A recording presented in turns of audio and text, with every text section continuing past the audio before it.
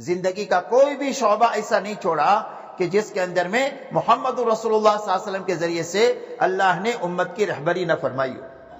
اس لیے فرمایا ہم نے دین کو تمہارے لیے مکمل کر دیا اور اپنی نعمت کو تمہارے پر تام کر دیا دین کے راستے سے، اس لیے کہ جس کسی کو بھی اللہ کے خزانے سے انعامات ملیں گے وہ صرف دین کے راستے سے ملیں گے۔ اور یہ فرمایا وَرَضِيتُ لَكُمُ الْإِسْلَامَ دِينًا، اور ہم نے تم کو پسند کر کے اسلام دیا، تمہارے لیے اسلام کو پسند کر کے دیا۔ اللہ جو پسند کر کے دے وہ تو کتنا انسانوں کے مفاد میں ہو سکتا ہے، انسان اس کو سوچ بھی نہیں سکتا۔ اس لیے میرے دوستو اللہ کی طرف سے یہ مطالبہ ہے ہر ایک مرد اور ہر ایک عورت سے کہ اپنی زندگی میں پورے دین کو لائیں۔ یہ دعوت اور تبلیغ کی جو محنت ہے پوری دنیا میں، یہ اپنی زندگی میں پورا دین لانے کی محنت ہے۔ میری زندگی میں پورا دین آئے، میرے گھرانے میں آئے، میرے بچوں میں آئے، اس کی محنت ہے۔ اس لیے کہ جب دین پورا آئے گا تو اللہ کی مدد آئے گی، اور اگر دین ادھورا ہوگا تو دنیا میں نقد مصیبتیں آئیں گی۔ ہاں، ادھورے دین سے کبھی اللہ کی مدد نہیں ہوتی ہے۔ اسی لیے حضور صلی اللہ علیہ وسلم کی زندگی نمونہ ہے کہ جب بدر میں ایمان اور اتباع کامل ہو گئی تو آپ دیکھو اللہ کی مدد میں فرشتے اتر کے امت کی مدد کیا۔ لیکن حنین میں تھوڑی سی کمزوری آئی اور ان کے اوپر اعتماد آیا کہ ہم اتنے سارے ابھی کر لیں گے، اللہ کی مدد چلی گئی تو آپ دیکھو بہت بڑی جماعت ہونے کے باوجود پہلے شکست ہوئی، اور جب ان کو احساس ہوا اپنی غلطی کا اور جب توبہ کیا تو اللہ نے ان کی شکست کو فتح سے بدلی کیا۔ تو یہ تعلیم ہے پوری امت کے لیے قیامت تک کے لیے کہ جب زندگیوں میں پورا دین آئے گا تو دنیا میں اللہ کی طرف سے مدد ہے، رحمت ہے، برکتیں ہیں، اور زندگیاں کامیابی سے ہمکنار ہو جائے گی۔ تو یہ محنت اس بات کی ہے کہ ہماری اور پوری امت کی زندگی میں پورا دین آئے۔ اب دین کیسے آئے گا؟ کہ دین کی زندگیوں میں آنے کا راستہ جو ہے وہ ایمان ہے اور یقین ہے۔ زندگیوں میں جو دین آتا ہے وہ صحیح یقین کے راستے سے آتا ہے۔ اسی لیے سارے نبیوں کی زندگی میں اگر آپ دیکھیں گے کہ جس زمانے میں بھی اللہ نے نبیوں کے ذریعے سے انسانوں میں دین کو چلانا چاہا تو سب سے پہلے نبیوں کو حکم یہ دیا گیا کہ انسانوں کے دلوں پر محنت کرو تاکہ ان کا دل کا یقین صحیح ہو جائے۔ اس لیے کہ جب تک دل نہیں بنے گا جب تک آدمی کا بدن نہیں بن سکتا۔ آدمی کی آنکھ دل کے تابع ہے، اگر دل اچھا ہے تو آنکھ صحیح چیز دیکھے گی، اور اگر دل برا ہے تو آنکھ سے برا عمل نکلے گا۔ آدمی کا دل صحیح ہے تو آدمی کے ہاتھ سے اچھا عمل نکلے گا، اور اگر دل برا ہے تو ہاتھ سے ظلم اور چوری چکاری اور گناہ کے کام نکلیں گے۔ اسی لیے حدیث پاک میں فرمایا الا ان فی الجسد لمضغہ اذا صلحت صلح الجسد کلہ واذا فسدت فسد الجسد کلہ۔ فرمایا انسان کے بدن میں گوشت کا ایک لوتڑا ہے، اگر وہ درست ہو جائے تو سارا جسم درست ہو جائے گا، اور اگر وہ بگڑ جائے تو سارا جسم بگڑ جائے گا۔ اور یہ فرمایا وہ انسان کا دل ہے۔ اس لیے سارے نبیوں کی محنت کا میدان جو ہے انسانوں کے دماغ نہیں ہے، انسانوں کے دل ہے۔ سارے نبی دلوں پر محنت کرتے ہیں کہ انسان کا دل بن جائے، دل بن گیا تو پوری اس کی باڈی بن جائے۔ اب دل کا بننا کیا ہے؟ فرمایا دل کا بننا یہ ہے کہ سب سے پہلے دل میں اللہ کی محبت سب سے زیادہ پیدا ہو جائے۔ دل کے بننا یہ ہے کہ بچوں کی محبت بھی ہو، بیوی کی بھی ہو، شوہر کی بھی ہو، بھائی بہنوں کی بھی ہو، دکان کی بھی ہو، مال کی بھی ہو، لیکن اللہ کی محبت سب سے زیادہ ہو۔ اللہ کی محبت زیادہ ہو، بعد میں ان کی ہو۔ یہ دل کا بننا ہے۔ اگر اللہ کی محبت کم ہو گئی اور ان چیزوں کی محبت زیادہ ہو گئی تو دل بگڑ گیا۔ اسی لیے فرمایا الذین آمنوا اشد حبا للہ۔ فرمایا ایمان والوں کی شان یہ ہے کہ ان کے دلوں میں اللہ کی محبت سب سے زیادہ ہے۔ تو سب سے پہلے اللہ کی اتنی محبت دل میں پیدا ہو جائے جو اللہ کی اطاعت پر ہمیں کھڑا کر دے۔ عربی کا ایک شعر ہے فَإِنَّ الْمُحِبَّ لِمَنْ يُحِبُّ مُطِيعُ۔ فرمایا جس کو جس سے محبت ہوتی ہے آدمی اس کی بات مانتا ہے۔ بچوں سے محبت ہو تو بچوں کے جائز ناجائز سارے ڈیمانڈ آدمی پورے کر لے۔ بیوی سے محبت ہو تو بیوی کے جائز ناجائز سارے ڈیمانڈ پورے کر لے، اور شوہر سے محبت ہو تو بیوی شوہر کے سارے جائز ناجائز ڈیمانڈ پورے کر لے، اس لیے کہ جس کو جس سے محبت ہوتی ہے وہ اس کی بات مانتا ہے۔ تو فرمایا سب سے پہلے اللہ کی محبت سب سے زیادہ دل میں پیدا ہو جائے۔ بیوی سے، شوہر سے، بچوں سے، ماں باپ سے، کاروبار سے، مال سے، گھروں سے سب سے زیادہ محبت اللہ کی زیادہ، جو ہمیں اللہ کی اطاعت اور فرما برداری پر کھڑا کرتا ہے۔ دوسری بات دل کا بننا یہ ہے کہ دل کے اندر میں اللہ کا ڈر پیدا ہو جائے۔ کہ اللہ دینے والے بھی بڑے اور اللہ پکڑنے والے بھی بڑے. ان بطش ربک لشدید، فرمایا تیرے رب کی پکڑ تو بہت بڑی ہے. ان اللہ عزیز ذو انتقام، اللہ تو غالب ہے اور بڑے بدلہ لینے والے ہیں. تو اللہ کا ڈر دل میں پیدا ہو جائے، جو ڈر ہمیں گناہوں سے بچا دے. اس لیے کہ اللہ نے قرآن میں کرنے کی لائن دیا ہے اور بچنے کی لائن دیا کہ یہ کرو یہ نہ کرو. تو کرنے کی لائن زندگی میں جو آئے گی وہ محبت کے راستے سے آئے گی، اور بچنے کی لائن زندگی میں جو آئے گی بچنا وہ ڈر کے راستے سے آئے گا کہ اللہ کی پکڑ کا ڈر آ جائے کہ جو ہمیں گناہ سے بچا دے. تیسری چیز دل کا بننا یہ ہے کہ دلوں میں یہ یقین آ جائے کہ ہماری زندگی کے بننے کا تعلق نہ ملک سے ہے، نہ مال سے ہے، نہ سونے چاندی سے ہے، نہ ڈگری اور عہدوں سے ہے. ہماری زندگی کے بننے کا تعلق ایک اللہ کی ذات کے ساتھ ہے. اللہ ہی زندگیوں کو بناتے ہیں اور اللہ ہی زندگیوں کو اجاڑتے ہیں. آج تک جس کسی کی بنائی ہے اللہ ہی نے بنائی ہے، اور اللہ آج تک جس کسی کی اجاڑی ہے اللہ ہی نے اجاڑی ہے، اور قیامت تک اللہ جس کسی کی بھی کوئی بنائیں گے وہ اللہ بنائیں گے، اور جس کسی کی بھی اجڑے گی اللہ کے اجاڑنے سے اجڑے گی. اس لیے ہمارے دلوں کا یقین یہ بنے کہ اس دنیا میں جتنے اسباب ہے اس کے ہاتھ میں زندگی کا بننا بگڑنا نہیں ہے، ایک اللہ کے ہاتھ میں زندگی کا بنانا اور بگاڑنا ہے. یہ تین باتیں دل میں پیدا ہونا یہ دل کا بننا ہے. ایک اللہ کی محبت پیدا ہو جائے، اور ایک اللہ کا ڈر پیدا ہو جائے، اور ایک اللہ کا یقین پیدا ہو جائے. اس لیے کہ جب یقین پیدا ہو جائے گا تو ہر حال میں دین پر چلے. اب میرے دوستو دوسری بنیادی بات یہ ہے کہ زندگی تو اللہ بنانے والے ہیں، لیکن بنانے کا ضابطہ کیا ہے کہ بھئی کس کی بنائیں گے اور کس کی زندگی اجاڑیں گے. کہ اللہ کے انداز النظام نہیں ہے کہ بھئی اس کی بنا دیا اس کی اجاڑ دیا. اس لیے کہ اللہ کی کسی کے ساتھ کوئی رشتہ داری نہیں ہے. اللہ نے فرما دیا قل هو اللہ احد اللہ الصمد لم یلد ولم یولد ولم یکن له کفوا احد. فرمائے ہمارے نبی آپ اعلان کر دیجئے کہ اللہ تو ایک ہے، یکتا ہے، اور اس کی شان کیا ہے؟ فرمایا وہ تو صمد ہے، اس کو کسی کی بھی ضرورت نہیں اور سب کو اس کی ضرورت ہے. اس کا کوئی باپ بھی نہیں ہے، اس کا کوئی بیٹا بھی نہیں ہے، اس کا کوئی ہمسر نہیں، اس کا کوئی کنبا نہیں، اس کی کسی کے ساتھ کوئی رشتہ داری نہیں. اللہ سے جو تعلق جڑے گا وہ صرف دین کے راستے سے جڑے گا اور محمد الرسول اللہ کے ذریعے سے جڑے گا. اس لیے یقین پیدا ہو جائے کہ اللہ زندگی بنائیں گے اور بنانے کا ایک ہی ضابطہ ہے اور وہ محمد الرسول اللہ ہے. سارے راستے بند ہیں اللہ تک پہنچنے کے اور جنت تک جانے کے سوا ایک ہی راستے کے، اور وہ راستہ ہے محمد الرسول اللہ کا. اسی لیے اللہ جل شانہ نے قرآن پاک میں اعلان فرمایا قل ان کنتم تحبون اللہ فاتبعونی یحببکم اللہ ویغفر لکم ذنوبکم واللہ غفور رحیم.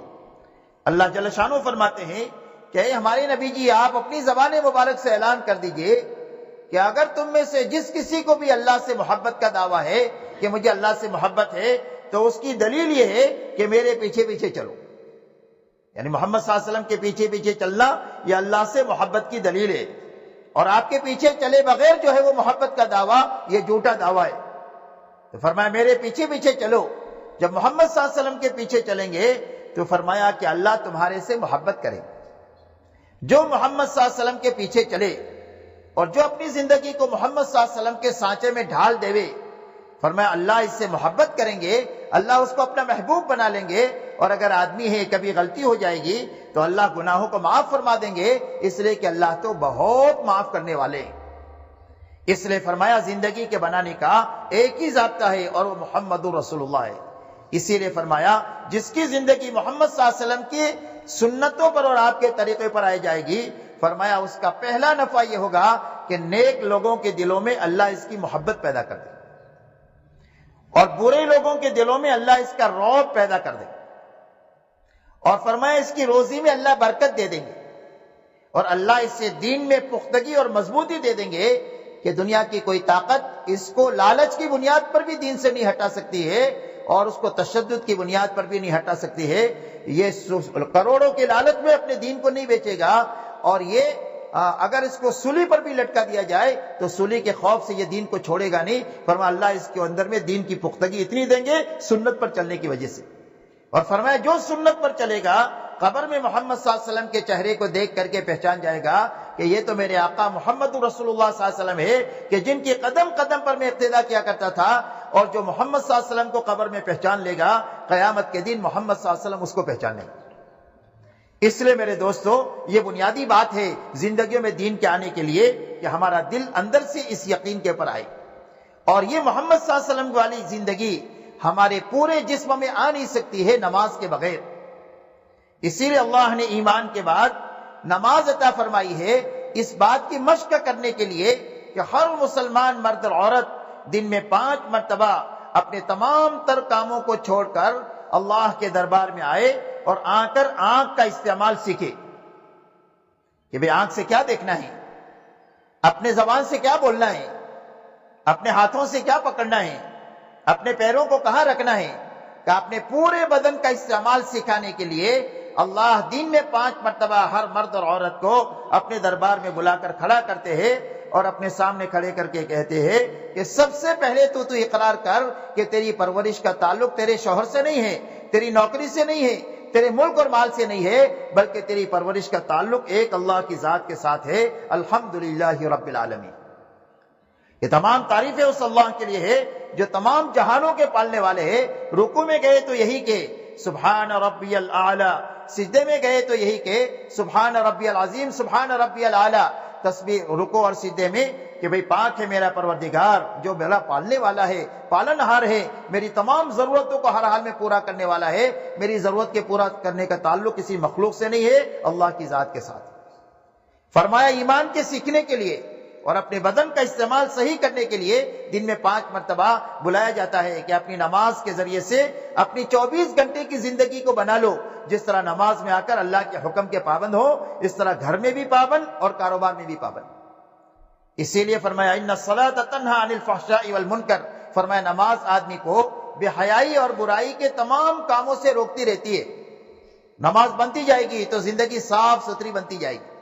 اسی لیے اللہ والے فرماتے ہیں کہ نماز کی مثال ایسی ہے جیسے گھر میں روشن دان ہوتا ہے یا کھڑکی ہوتی ہے، کہ گھر کا خراب دھواں باہر جو جائے گا وہ اسی روشن دان سے جائے گا، اور تازہ ہوا جو گھر میں آئے گی وہ اسی روشن دان سے آئے گی۔ فرمایا اسی زندگیوں میں جتنی برائیاں ہے، فرمایا نماز کے راستے سے نکلے گی، اور جتنی اچھائیاں زندگیوں میں اللہ کو پسند ہے وہ نماز کے راستے سے آئے گی۔ اسی لیے اللہ نے زندگیوں کے بننے کا راستہ نماز عطا فرمائی ہے۔ اسی لیے حضور صلی اللہ علیہ وسلم اور سارے نبیوں کی زندگیوں میں آپ کو بنیادی چیز جو ملے گی وہ نماز ملے گی ایمان کے بعد میں، اور ایمان نماز کی عملی شکل ہے۔ نماز جو ہے وہ اللہ کے بندہ ہونے کا اقرار ہے، اور نماز جو ہے کلمہ اور نماز یہ اللہ کی بندگی کا اظہار ہے۔ یہ اقرار کیا کہ اللہ میں تیرا بندہ ہوں، تو اس کی دلیل کیا؟ کہ اس کی دلیل یہ ہے کہ جب مجھے کاروبار سے بلایا تو کاروبار میں سے آ گیا، نیند میں سے بلایا نماز کے لیے تو نیند میں سے آ گیا۔ اس لیے فرمایا دوسری اللہ نے ایمان کے ساتھ نماز اس لیے دیا تاکہ پوری زندگی کو دے۔ اور میرے محترم بھائی اور بہنوں، اللہ نے نماز اتنی بڑی چیز عطا فرمائی اس امت کو کہ دنیا کے سارے انسان اپنے تمام تر ساز و سامان اور اپنی تمام تر ٹیکنالوجی اور ترقیات کے ذریعے سے وہ کام نہیں کر سکتے ہیں جو ایک ایمان والا مرد یا ایمان والی عورت 2 رکعات نماز کے ذریعے سے کر سکتے۔ دنیا کے سارے انسان آسمان سے رکی ہوئی بارش کو اتروا نہیں سکتے اور آنے والی بارش کو رکوا نہیں سکتے۔ اللہ نے نماز میں یہ طاقت عطا فرمائی ہے۔ حضور صلی اللہ علیہ وسلم کے پاس ایک مرتبہ جمعہ کے دن صحابہ جب جمعہ کی نماز کے لیے آئے تو کہنے لگے اللہ کے رسول پانی کی کمی کی وجہ سے باغات سوکھ رہے، تو آپ نے دعا فرمائی اللہم اسقنا، اے اللہ پانی دیجئے۔ جمعہ کے بعد نماز کے لیے دعا مانگی، بارش شروع ہوئی، اتنی ہوئی کہ 1 ہفتے تک ہوتی ہی رہی، پورا مدینہ پانی کے اندر میں ڈوب گیا۔ دوسرے جمعہ کو آ کر کہا اللہ کے رسول پانی تو بہت ہو گیا، دعا کر دیجئے۔ تو آپ نے دعا کر دیا اللہم حوالینا ولا علینا، اے اللہ ہمارے یہاں سے تو نہیں، اطراف میں آپ بہائیے، تو مدینہ میں بند ہو گئی۔ حضرت عمر کے زمانے میں قحط سالی ہوئی، اور اس قحط سالی کے اندر میں بہت زیادہ نقصان ہو رہا تھا، تو انہوں نے ایمان والوں کو دیکھ میدان میں لے جا کر کے 2 رکعت صلاۃ الاستسقاء پڑھی، بارش طلب کرنے کی نماز، اور 2 رکعت نماز پڑھنے کے بعد یوں کہا اللہم انا نستغفرک ونستسقیک، اے اللہ تجھ سے ہم اپنے گناہوں کی بخشش مانگتے ہیں اور تجھ سے پانی طلب کرتے ہیں۔ ابھی وہ بستی میں نہیں آئے ہیں کہ بادل میں سے آواز آ رہی ہے کہ اے ابو حفص یا حضرت عمر کی کنیت ہے، تمہارے پاس اللہ کی مدد آ گئی اور بارش آ گئی اور اللہ نے چند مہینوں میں ساری قحط سالی کو دور فرما دیا۔ ایک صحابی سفر میں ہیں اور ایک ڈاکو نے پکڑ لیا، کہا قتل کروں گا تمہارا مال لوں گا، کہا 2 رکعت پڑھنے دو۔ 2 رکعت نماز پڑھی اور اس کے بعد دعا مانگی، یا ودود یا ذو العرش المجید یا فعال لما یرید اسألک بعزتک التي لا ترام وبملکک الذي لا تدام وبنورک الذي ملأ ارکان عرشک ان تکفینی عن شر هذا اللص۔ یہ دعا مانگی اللہ کے صفات کو بیان کر کے کہ اللہ اس چور سے مجھے نجات دے دیجئے۔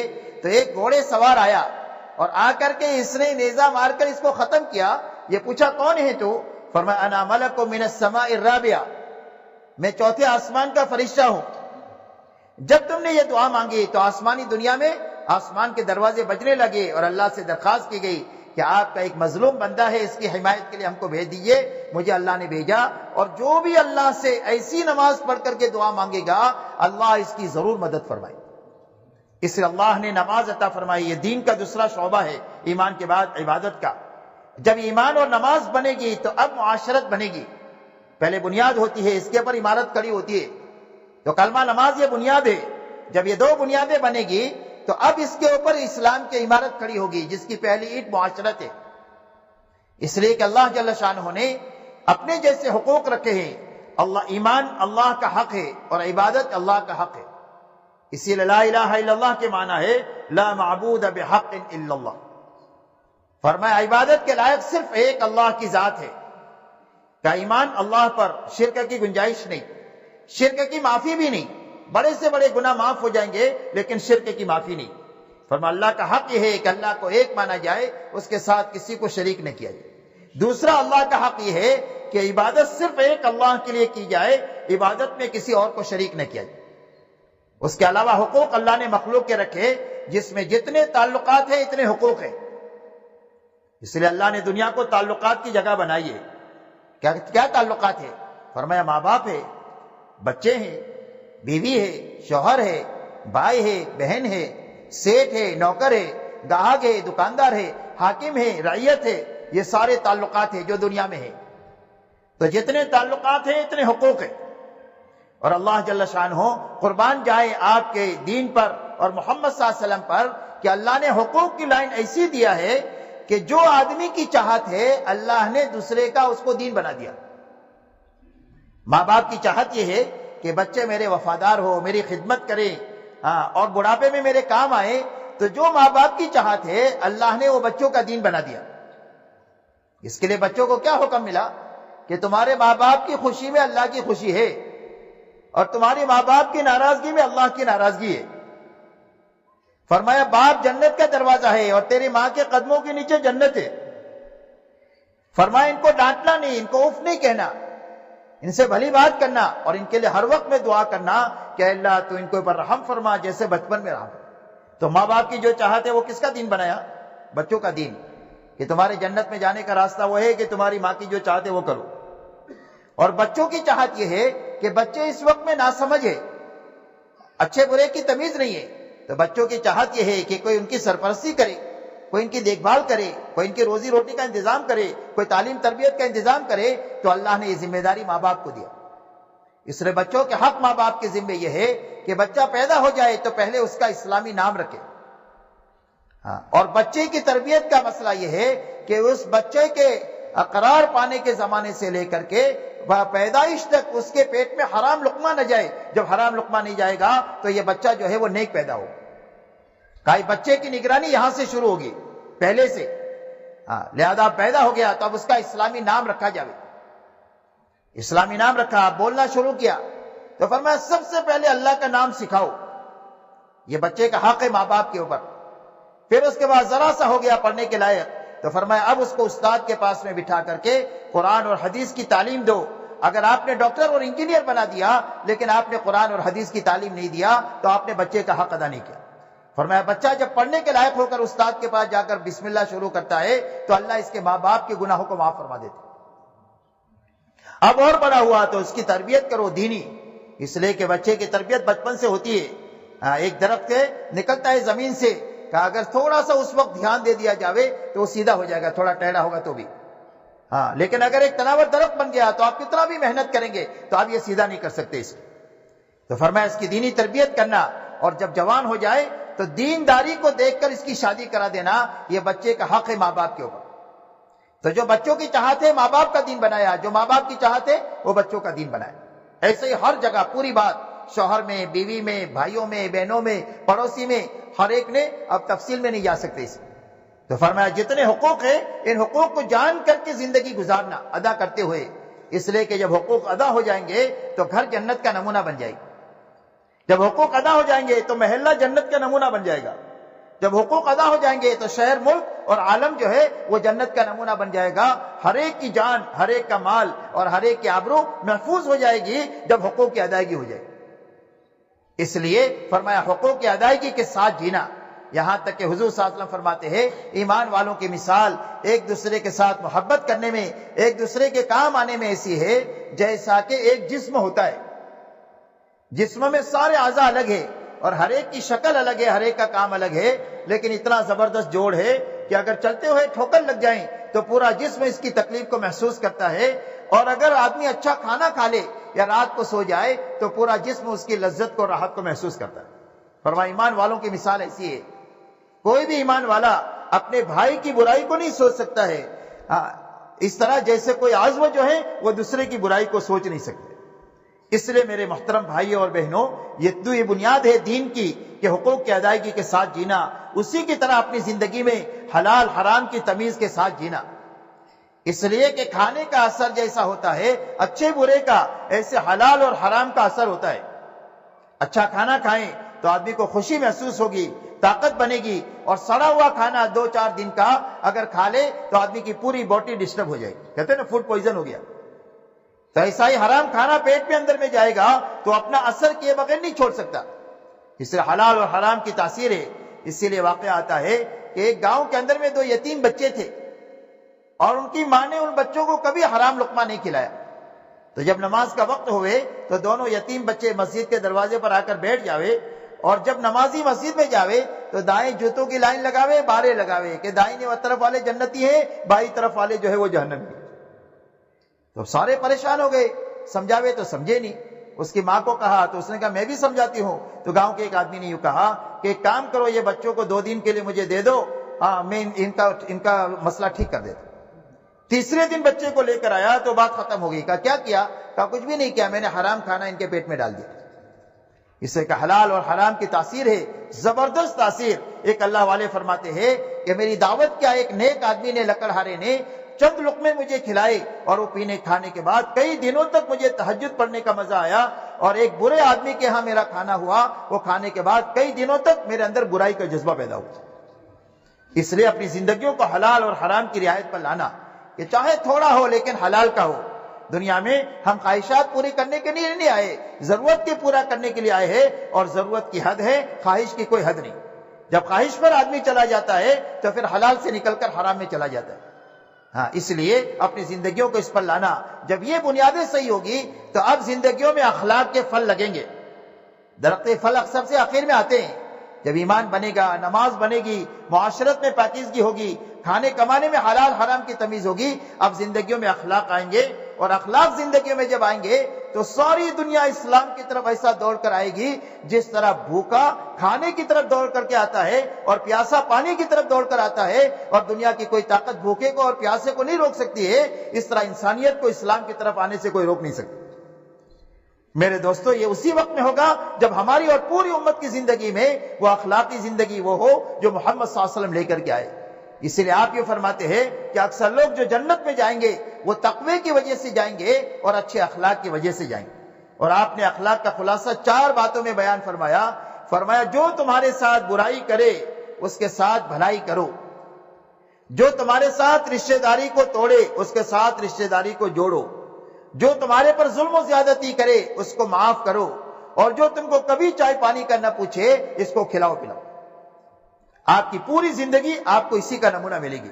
آپ نے اپنی زندگی میں کسی سے بدلہ نہیں لیا، آپ مکہ میں جب 8 ہجری میں داخل ہوئے ہیں تو مکہ میں وہ لوگ موجود ہیں جنہوں نے آپ کے راستے میں کانٹے بچھائے تھے، آپ کے اوپر اونٹ کی اوٹ ڈالی تھی، آپ کی بیٹی حضرت زینب کو نیزہ مارا تھا، یہ سارے لوگ موجود تھے، لیکن آپ نے کسی سے بدلہ نہیں لیا۔ آپ نے فرمایا میں تمہارے ساتھ وہ معاملہ کروں گا جو میرے بھائی یوسف نے اپنے بھائیوں کے ساتھ کیا تھا۔ جن بھائیوں نے کنویں میں ڈالا تھا حضرت یوسف علیہ السلام کو اور بازار میں بیچے گئے اور جیل کی سزا کاٹنے پڑی، جب یہ بھوکے ننگے آئے ہیں تو آپ نے یہ فرمایا لا تثریب علیکم اليوم، کوئی تمہارے پر لعن تان نہیں، جاؤ اللہ تمہیں معاف کرے، ہم نے تمہیں معاف کر دیا۔ مکہ والوں کو آپ نے فرمایا جاؤ سارے تم آزاد ہو۔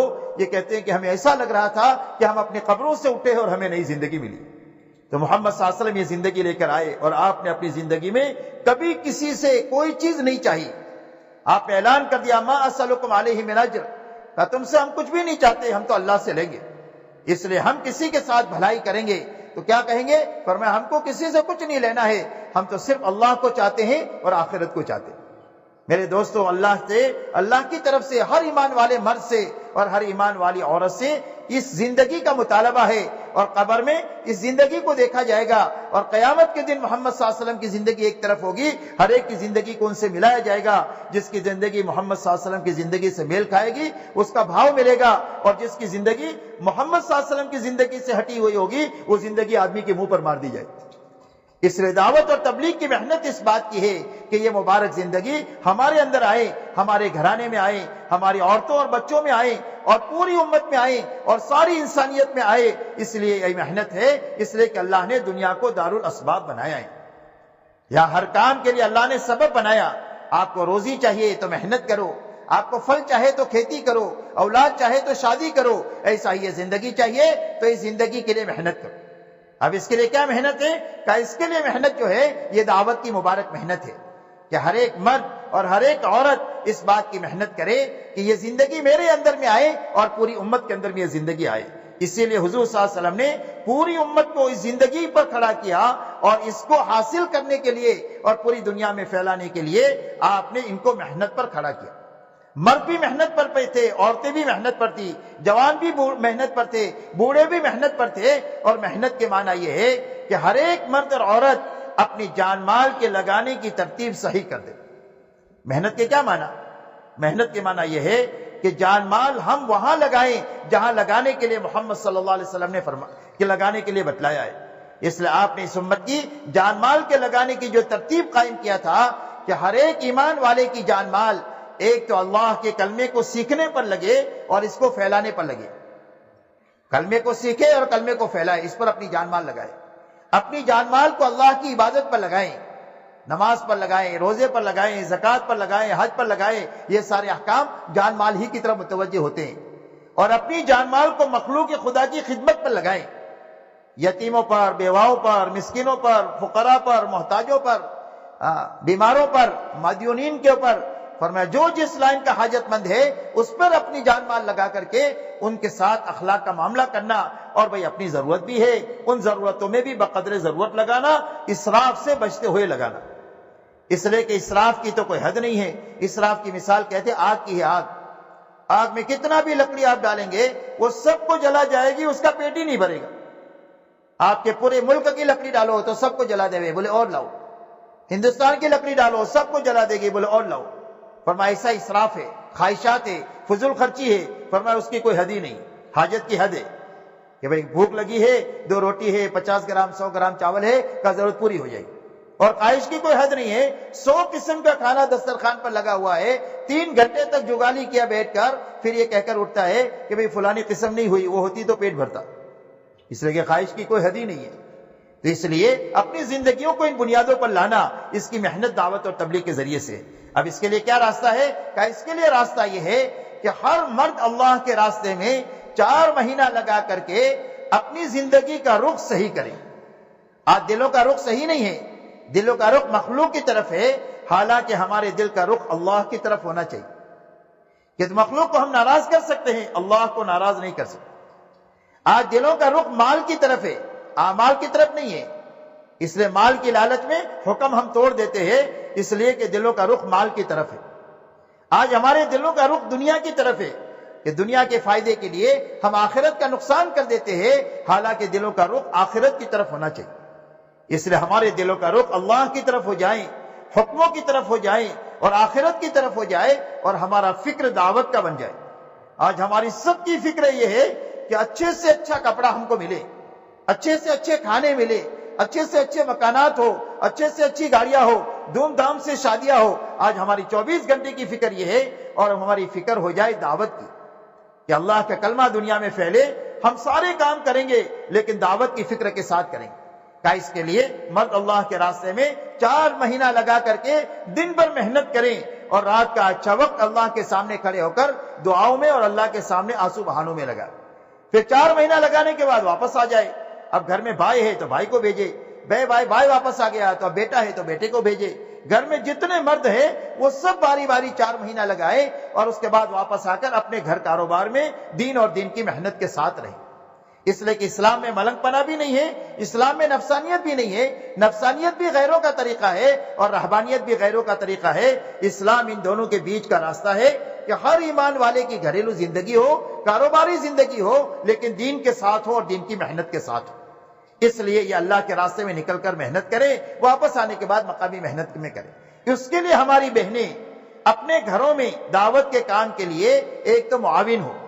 عورتوں کے جو کام ہے وہ یہ ہے کہ ہر عورت دعوت کے کام کے لیے رکاوٹ نہ بنے بلکہ مددگار بنے۔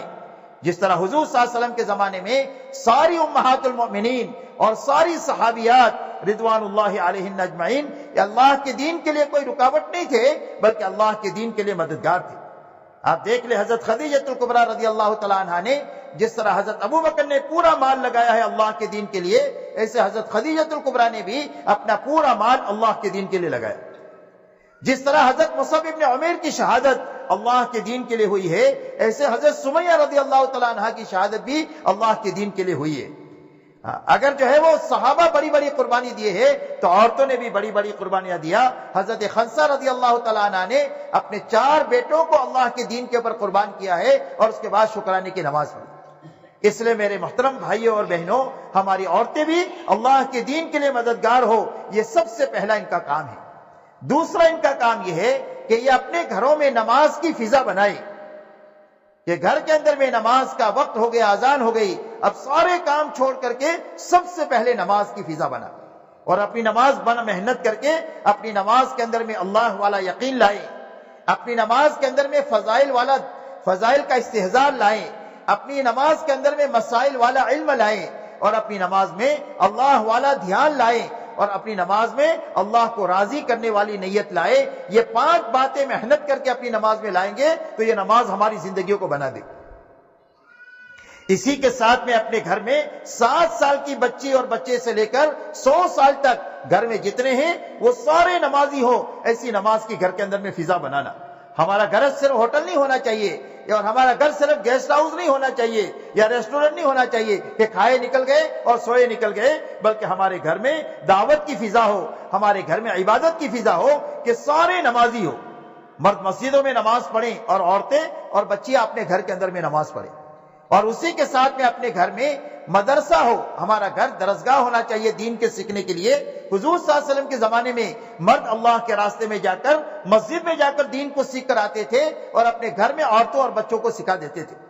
اس لیے ہمارے گھر میں تعلیم کا حلقہ ہو جس میں فضائل کی تعلیم ہو، جتنا بشاشت ہو، 2 منٹ 4 منٹ 5 منٹ 15 منٹ آدھے گھنٹے تک اس کو لے کر کے جانا ہے۔ فضائل کی تعلیم کے ساتھ میں 6 نمبر کا مذاکرہ بھی ہو، اور مسائل اپنے مردوں کے ذریعے سے پوچھ کر کے اپنی پوری زندگی کو علم کی روشنی میں گزارے۔ یہ علم کے ساتھ زندگی گزارنا، اس لیے اپنے گھر میں دین کے سیکھنے اور سکھانے کا بھی ماحول ہو، اور اسی کے ساتھ میں قرآن پاک کی تلاوت کا اور تسبیحات کا روز ہمارے گھر میں جتنی عورتیں اور مرد ہیں وہ سارے قرآن پاک کی تلاوت کریں، اور جو پڑھے ہوئے نہیں ہیں وہ قرآن پاک کو سیکھیں۔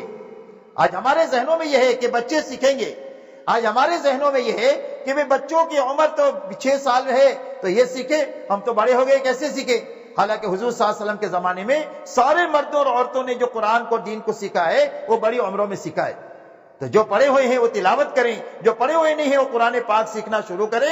سیکھ لیے تو کام ہو گیا، اور سیکھتے سیکھتے مر گئے تو اللہ پڑھنے والوں کے ساتھ اٹھائیں گے۔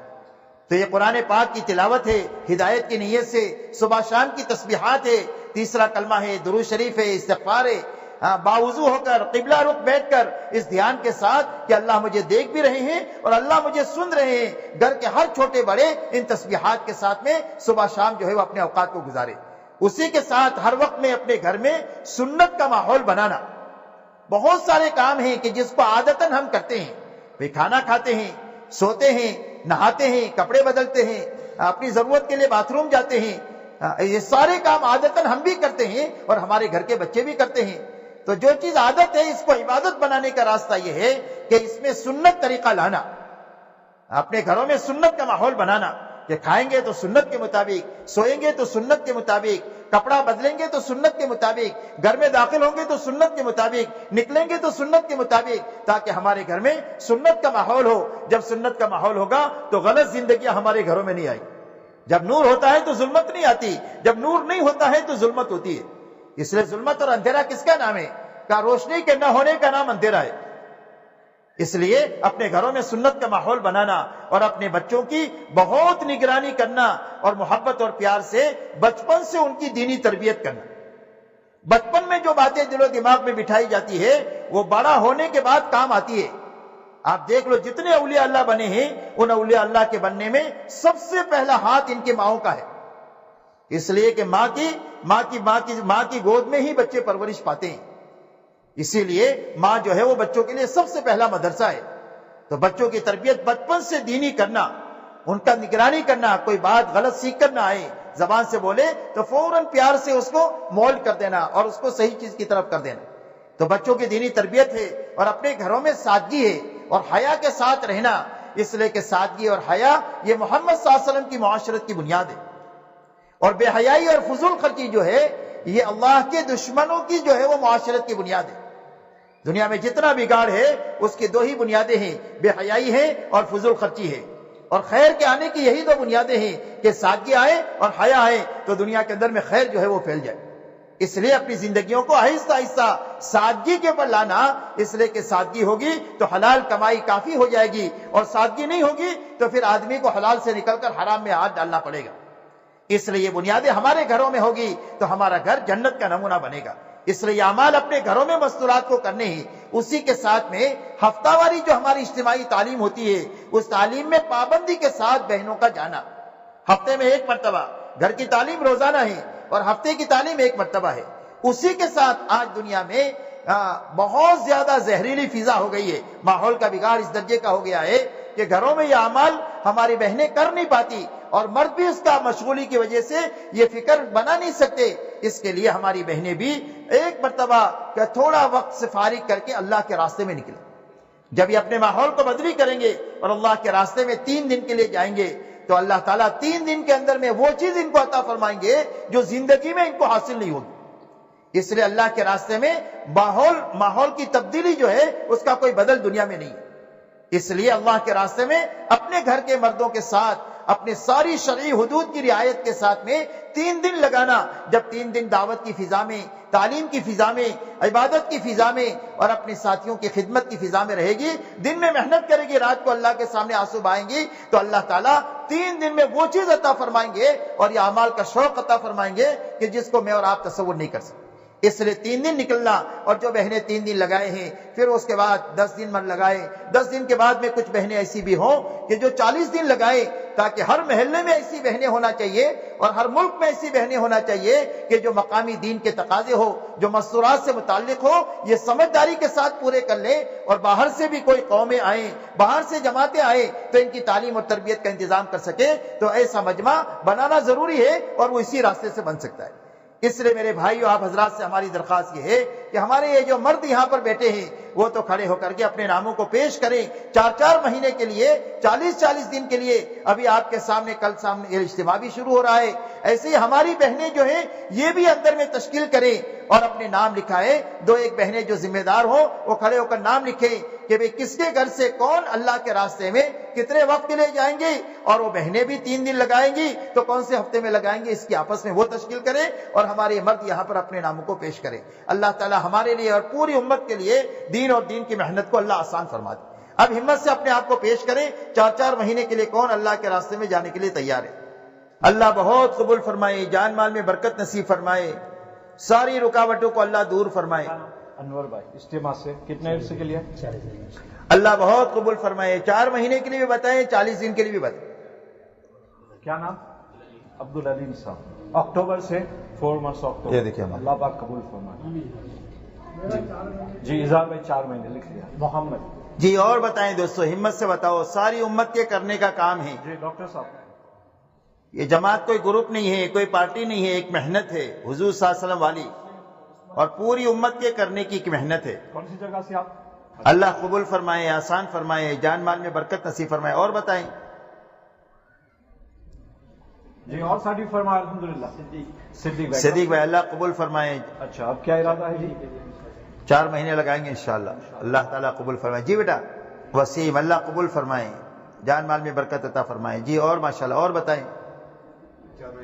احمد بھائی کب سے؟ جنوری سے. اللہ قبول فرمائے, جان مال میں برکت نصیب فرمائے. جو 4 مہینے لکھا رہے ہیں وہ کوشش کرے آج سے جماعت بنانے کی, اکیلے نہیں جانا انشاءاللہ, آج سے جماعت بنانے کی فکر کریں. ہر ایک ساتھی اپنی جماعت بنا کر کے جائیں. جی ماشاءاللہ ہمارے 2 دوست. عارف بھائی کب سے؟ ارادہ کرے, وقت کا تعین کرے جواب. اللہ بہت قبول فرمائے, بہت ترقیات سے نوازے, پوری دنیا میں اللہ آپ لوگوں سے کام لے. اور بتائیں دوست. ہر سال 4 مہینے, اللہ قبول فرمائے, اکتوبر سے. جی اور بتائیں. اللہ بہت قبول فرمائے, جان مال میں برکت نصیب فرمائے. اور بتائیں. ماشاءاللہ 40 دن کے لیے لکھے, اللہ تعالیٰ قبول فرمائے. کب سے؟ عید کے بعد. اللہ بہت قبول فرمائے, بہت ترقیات سے نوازے. اور بتائیں دوستو, ہمت سے اپنے آپ کو پیش کریں. ہمارے کام کی بنیاد مال نہیں ہے تو جیب تو آپ دیکھنا نہیں, اور ہمارے کام کی بنیاد صلاحیت نہیں ہے کہ جو بہت اچھی تقریر کرنا جانے وہ تبلیغ کا کام کرے گا, یہ بنیاد نہیں ہے. ہمارے کام کی بنیاد فرصت نہیں ہے کہ جس کو کوئی کام دھام نہیں ہے وہ تبلیغ کرے, یہ بنیاد نہیں ہے.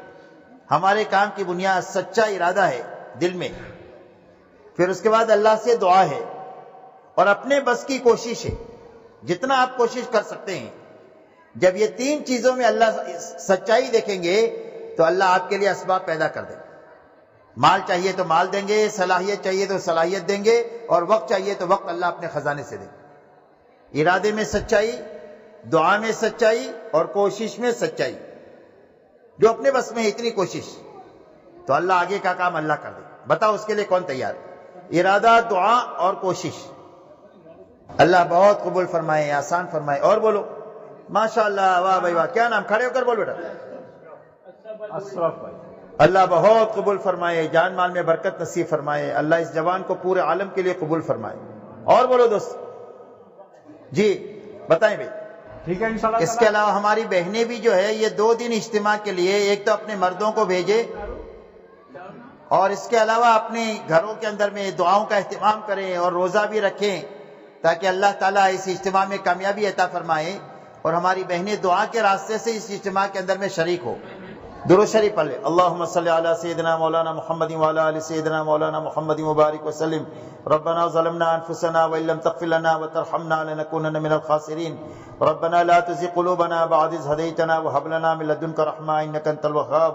ربنا آتنا في الدنيا حسنة وفي الآخرة حسنة وقنا عذاب النار. اللهم اهدنا واهد بنا واجعلنا سببا لمن اهتدى. اللهم اهد الناس جميعا. اے اللہ ہماری خطاؤں کو معاف فرما, لغزشوں سے درگزر فرما. اے اللہ پوری امت کی طرف سے معافی مانگتے ہیں. اے اللہ پوری امت کو معاف فرما دے. اے اللہ ہمارے جمع ہونے کو قبول فرما. اے اللہ ہمارے مردوں کو, عورتوں کو, بچوں کو, جوانوں کو, اور ہماری قیامت تک کے آنے والی نسلوں کو دین اور دین کی محنت کے لیے قبول فرما. اے اللہ جنہوں نے سنا کہا سب کو قبول فرما. اے اللہ پوری امت میں پورے دین کو زندہ ہونے کا ہماری اس مجلس کو ذریعہ فرما. اے اللہ جتنے اجتماعات ہو چکے انہیں قبول فرما, اور جتنے ہونے والے ہیں صفات قبولیت سے آراستہ فرما. اے اللہ امت کی پریشانیوں کو دور فرما, بیماروں کو شفا نصیب فرما, مقروضین کے قرضوں کے ادائیگی غیر سے شکلیں اور صورتیں پیدا فرما, بے روزگاروں کو حلال روزی عطا فرما, بے نکاح